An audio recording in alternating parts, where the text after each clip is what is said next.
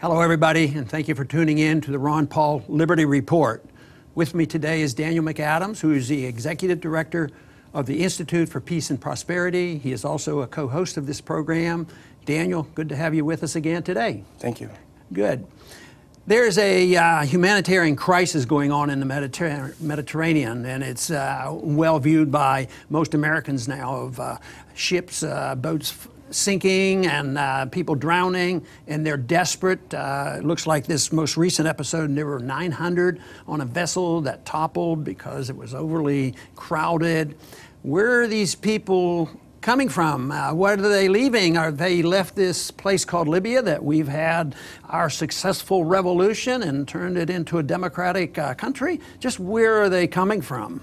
Well, that's exactly the case, and there have always been migrants who try to come to Europe from Africa, and so this is nothing absolutely new, but it's the pace, it's the level of people escaping, and the level of desperation of people in Libya who are just absolutely desperate to get out of this place that's gone into the hands of ISIS, Al-Qaeda, various extremist groups, and so you have, hundreds, thousands of people desperate to get over. But what caused it was the chaos that was caused by the 2011 U.S., NATO, France, UK bombing of Libya. And, they told us that it was part of the Arab Spring. Gaddafi was now our enemy again, although he had recently been our ally. We removed some sanctions. But, I was looking back and thinking, if you remember back then when the effort was going to demonize Gaddafi, not that he was a good guy, but you had to demonize him before you could attack. He warned when they were saying this that, look, the people that you're supporting in Benghazi, these guys are Islamic extremists. And, of course, the media here and the administration said that just shows how bad he is. He wants to prevent democracy. Well, strangely enough, he's proven right, and that's the tragedy that we're seeing now in the Mediterranean. You would think this would wake the people up and say, why do we get involved? We're doing all these wonderful things. How many times now, and this is an additional example, have we gone into a country with the so-called good intentions, which ought to be questions, whether it's Syria or Iraq, Afghanistan, and Libya, or even Egypt. We go in and we say we're going to do good things. Generally speaking, the winners have been our enemies. It opens the door to, whether it's the Taliban in Afghanistan, whether it's Al-Qaeda in another country, and whether it's ISIS in another country or the Houthis in another country. It just goes on that our involvement seems to make things worse.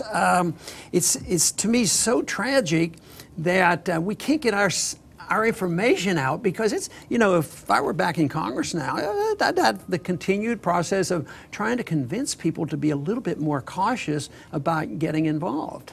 You know what, I'd say one of my pet peeves, what particularly annoys me, is when American Christians are supporting these moves, saying that it's going to help the people over there. And I was just looking at a Daily Mail article from yesterday, I think it was, and there was a profile of they saying Christian migrants are fleeing Libya and making this dangerous journey to escape ISIS. So Christians, of course it's a tragedy when non-Christians are being killed too, but particularly in the U.S., which is by and large a Christian country who support these interventions, when you see that Christians are desperate to leave because of the conditions created by interventions that they support, I just find that, particularly galling. Well, what about all of Iraq? And, Christians did better in Iraq before we went in. It's a same old story.